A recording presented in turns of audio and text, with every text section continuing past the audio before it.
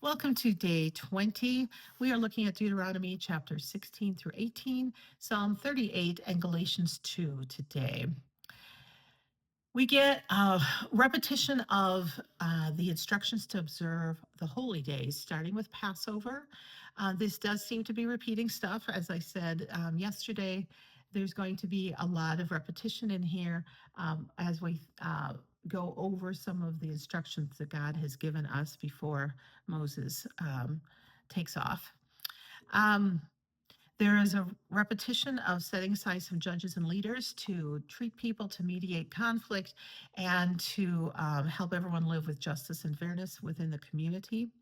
Once again, we are reminded to not fall for the practices of surrounding religions like Asherah, especially the ones with various sacrificial practices and various sexual practices, that these are not God's plan, and we are reminded to stay true to God's way.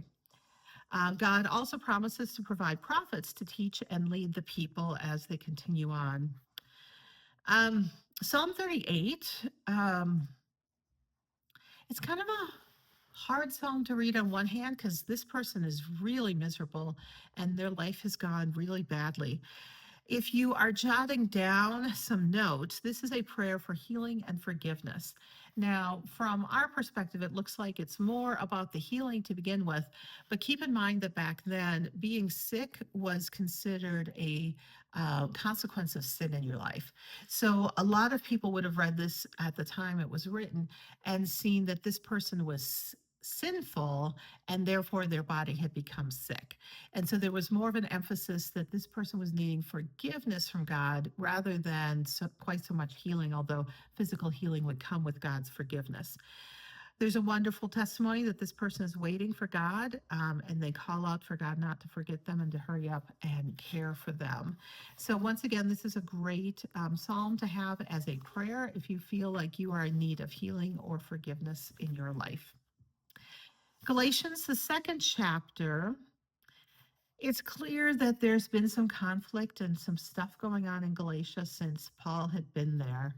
And one of the things that Paul is teaching here is that there is no advantage to coming from a Jewish background as compared to a non-Jewish background.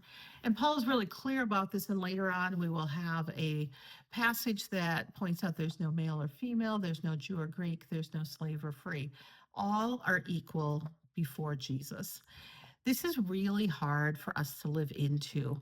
In the Greek and Roman world, there was a very, very highly structured hierarchy of who was better than, more favored, more privileged than other people.